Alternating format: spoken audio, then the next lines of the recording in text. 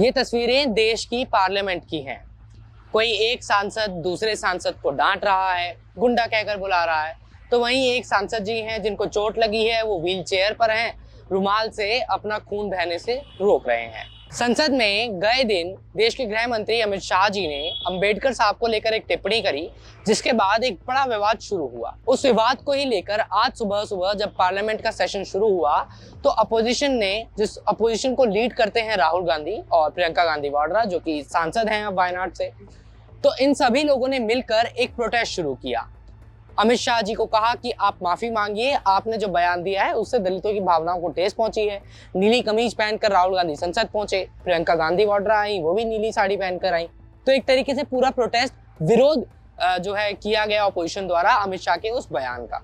लेकिन ये विरोध देखते देखते एक ऐसे प्रकरण में बदल गया, जिस प्रकरण को सुनकर अभी तक आई एम श्योर आप सभी ने देखा सोशल मीडिया पर भी और टीवी पर भी कि किस तरह की तस्वीरें फिर उसके बाद सामने आने लगी। ये ओडिशा में बालासोर से सांसद हैं प्रताप सारंगी। इस वक्त व्हील चेयर पर बैठे हुए हैं, आसपास लोगों ने इन्हें घेरा हुआ है, इनके माथे पर रुमाल रखा गया है ताकि जो खून बह रहा है उसे रोका जा सके। प्रताप सारंगी साहब ने मीडिया से कहा, बात करते हुए, कि जब प्रोटेस्ट हो रहा था तो राहुल गांधी ने एक एमपी को धक्का दिया, वो एमपी मेरे ऊपर गिरे और मैं नीचे गिर गया, जिसकी वजह से मुझे चोट लगी है और सर के कोने से अब खून बहना शुरू हो गया है।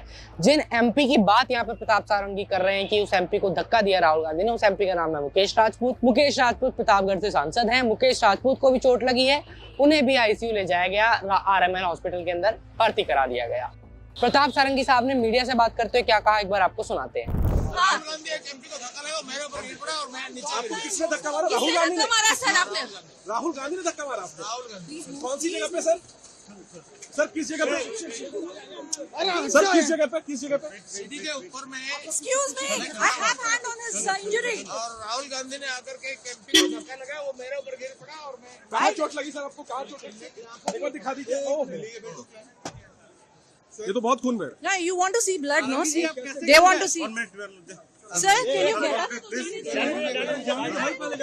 प्रताप सारंगी को अमूमन तौर पे ओडिशा के अंदर एक बड़ी शांत और शालीन छवि के तौर पर देखा जाता है। काफी ओल्ड भी हैं, एजड हैं, और जिस तरीके से चलते हैं, साइकिल पर चलते हैं, जिस तरीके का उनका व्यवहार है, तो उनकी एक ऐसी इमेज है लोगों के बीच में, बहुत शालीन स्वभाव के व्यक्ति हैं।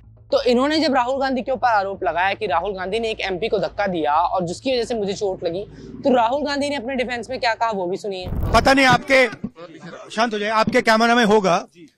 ये पार्लियामेंट की एंट्रेंस है, इसमें मैं अंदर जाने की कोशिश कर रहा था, तो बीजेपी के एमपी जो थे वो मुझे ऐसे रोकने की कोशिश कर रहे थे, धकेल रहे थे और मुझे धमका रहे थे, तो वो हुआ है। तो राहुल गांधी ने बताया कि संसद के मकर द्वार के पास का ये पूरा प्रकरण है, जहां पर हम प्रोटेस्ट कर रहे थे, बीजेपी के एमपी हमें जाने से रोक रहे थे। आपने निशिकांत दुबे का वो वीडियो भी देखा शुरुआत में, जिसमें निशिकांत दुबे राहुल गांधी को डांट रहे हैं, आप पूछ रहे हैं कि आप गुंडागर्दी करते हैं, आपकी वजह से एक एमपी को चोट लग गई है, और राहुल गांधी वहां से निकल जाते हैं। तो अंबेडकर से और उनके अपमान से जो बहस शुरू हुई थी, वो एक इस तरह के प्रकरण में जाकर बदल गई, जो कहीं ना कहीं बहुत चिंताजनक है और साथ ही साथ हास्यास्पद भी है कि देश की संसद में, जिसको चलाने के लिए लाखों रुपए का खर्चा रोज आता है, जिस खर्चे को देश का टैक्स पेयर भरता है, उस खर्चे से जिस संसद में देश के विकास के लिए जो महत्वपूर्ण मुद्दे उठाए जाने होते हैं, उस समय में दरअसल मेरे और आपके द्वारा चुने गए प्रतिनिधि किस तरह के मुद्दे सामने लेकर आते हैं, ये इस वक्त हमारे सामने है।